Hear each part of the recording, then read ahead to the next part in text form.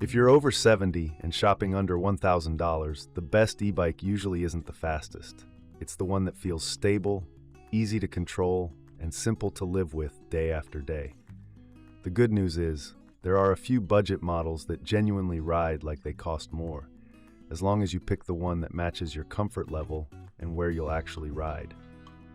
Today, I'm counting down my 7 best e-bikes for riders in their 70s under $1,000. Stay to the end.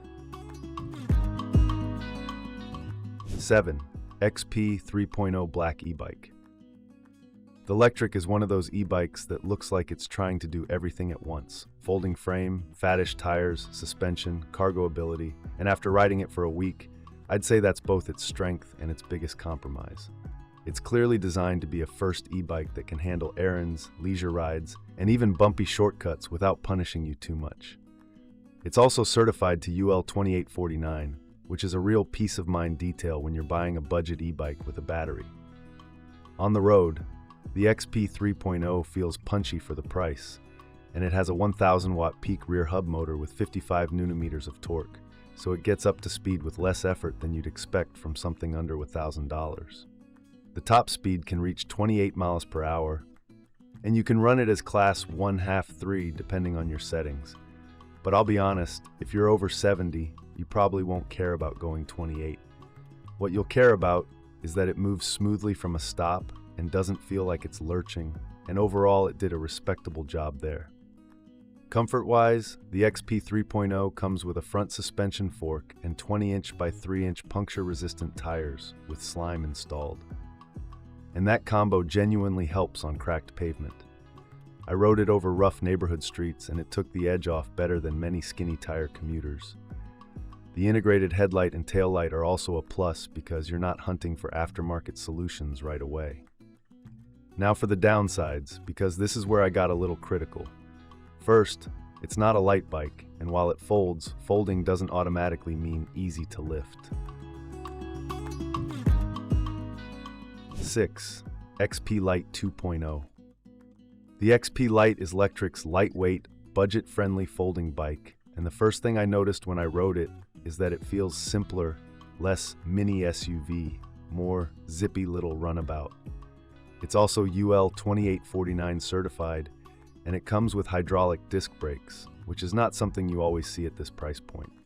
If you like the idea of owning an e-bike that doesn't feel like a total beast to move around, this model makes a strong first impression. In real use, the XP Lite 2.0 has 819 watt peak power and a 300 watt rear hub motor rated at 28 Nm of torque, so it's not built to be a hill-destroying machine, but it's adequate for flatter routes and gentle slopes. It uses a cadence sensor rather than a torque sensor, and when I pedaled, the assist felt more like on-off help instead of that natural, it reads your effort sensation that torque sensors give you. Some riders like that straightforward feel, but if you're sensitive to how power comes in, you'll notice it. One of my favorite things here is the Gates carbon drive belt option because it's clean, quiet, and nearly maintenance-free compared to a traditional chain. If you don't want to deal with greasy chain maintenance, or you store your bike inside, this is a practical quality of life upgrade. The color LCD display with a USB-A port is also handy for keeping your phone topped up on longer rides. Here's where I have to be a little picky, because this is number 6 for a reason.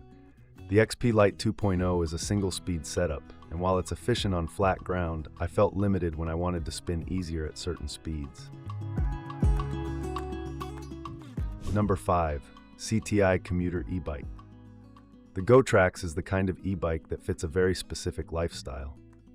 Short to medium urban riding where you want something that looks and feels like a classic bike, just with help when you need it.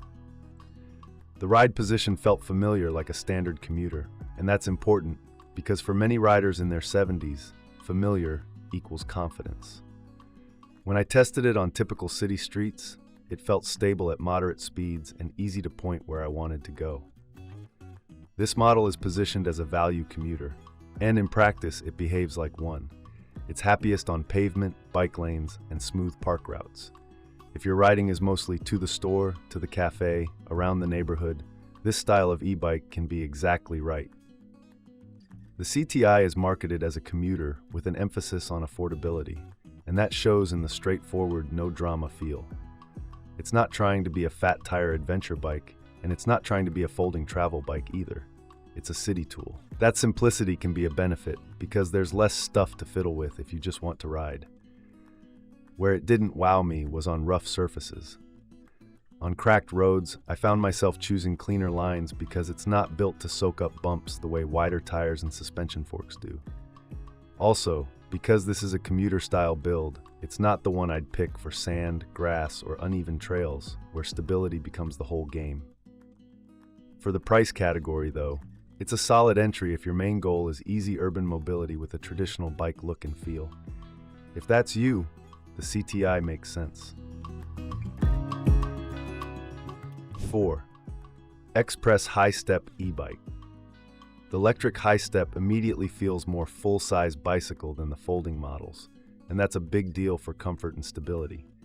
It uses 27 5-inch by 2.1-inch city tires and a suspension fork with up to 80 millimeters of travel, so when I rode it over uneven pavement, it felt calmer and less jittery than smaller wheel folders. It's also positioned as a high-value torque sensor e-bike under $1,000, which is rare at this price. That torque sensor matters. Instead of the bike guessing based on cadence alone, it responds more directly to how hard you pedal. And the result, at least in my rides, was smoother starts, more controlled cruising, and less of that sudden surge feeling that can make older riders uneasy. For anyone in their 70s who wants assistance that feels natural rather than robotic, this is a strong upgrade. Power is also nicely balanced here. The motor is listed as 500 watts with 1092 watt peak and 55 newton-meters of torque, and the bike can reach 28 miles per hour. Again, you don't need to ride at 28, but having that capability typically means it won't feel strained at 16 to 20 miles per hour where many people like to cruise. Braking is another area where the XPress steps up with hydraulic disc brakes and 180mm rotors, which gave me more confidence in stop-and-go traffic. It also has a 7-speed drivetrain, so you can choose an easier gear when starting from a stop, something that's especially helpful for knees and for anyone who doesn't want to mash pedals. The high-step frame is the one caveat. Some riders over 70 prefer step-through frames for easier mounting. If you're comfortable swinging a leg over, it's great. If not, you'll want to consider a step-through style instead. Number 3. Happyrun G50. The Happyrun is a totally different vibe compared to the commuter-style bikes. It's more moped-inspired, more bold, and definitely more about power and presence. When I rode it, the first thing I noticed was that it wants to go, and it feels like a bike that's happiest when you're riding with confidence, not tiptoeing around. It's often listed with a 750-watt motor and 1500-watt peak power, plus fat tires that help with stability. For riders in their 70s, the big upside here is the planted feel you get from wider tires and the sit-back and cruise personality. If you want something that feels substantial under you, like it's not going to get pushed around by imperfect roads, the G50 can deliver that sensation.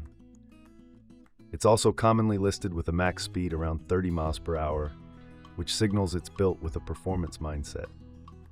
On my ride, I found it best for relaxed cruising where you want a strong motor to flatten out headwinds and small hills. It's also the kind of e-bike where the fun factor is high. If you like that motorcycle-ish aesthetic and you want something that turns heads, it absolutely does. That said, I always tell older riders to think about handling at walking speeds and the overall mass of the bike. Many moped-style, fat tire bikes can be heavier and take more effort to maneuver when you're parking, turning around in tight spots, or walking the bike up a ramp.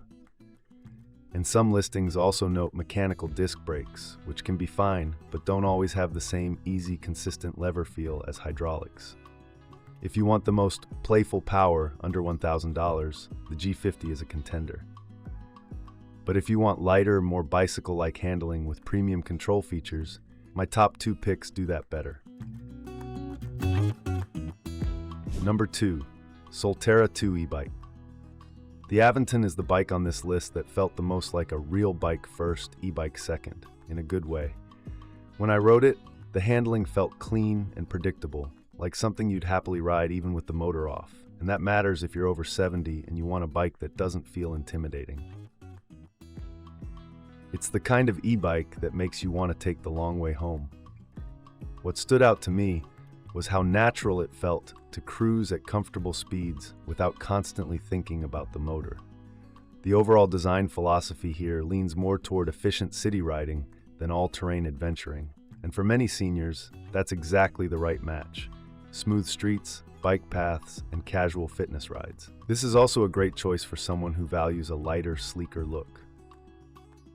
Not everyone wants a chunky, fat tire bike, and not everyone needs a folding frame. Sometimes the best e-bike is the one you'll actually enjoy seeing in your garage and rolling out every morning. The trade-off is that this style of bike usually isn't built to float over potholes like a fat tire model, and it's not trying to be a cargo beast either. So if your routes include rough terrain, gravel, or lots of curb drops, you'll need to ride it like the city bike it is, or consider my #1 pick for more cushion and versatility. 1 Mars 2.0. The Haybike hits a sweet spot. It feels stable and cushioned like a bigger adventure bike, but it's still practical, foldable, cargo capable, and built for the kind of mixed surfaces many people actually ride. When I tested it, it felt like the bike that forgives little mistakes. Rough pavement, uneven shoulders, surprise gravel, even those awkward driveway transitions. The headline features are strong for the price. 20-by-4-inch fat tires, a 600-hour battery, up to 45 miles of range, and a payload capacity up to 330 pounds. It also lists up to 30+ mile/hour top speed and a peak motor rating up to 1800 watt with 100 Nm torque for the higher power version, which translates to confident acceleration and less struggle on inclines. Even if you never ride fast, that extra torque makes the bike feel relaxed rather than strained. For comfort and control, the Mars 2.0 includes a suspension fork with 65mm travel and preload adjustment plus lockout, and that helps you tailor the feel depending on whether you're on smooth pavement or bumpy streets. I also like the practical touches like the included rear rack, and the brand mentions rack capacity, and the fact that it's built to carry real stuff, groceries, a bag, or whatever you'd rather not carry on your back. Now, I'm not going to pretend it's perfect. The Mars 2.0 is listed at about 75 pounds, and while it folds quickly, lifting it is still lifting it. For many riders over 70, the ideal setup is store it folded in a garage or use a hitch rack designed for heavy e-bikes, rather than trying to muscle it into a trunk.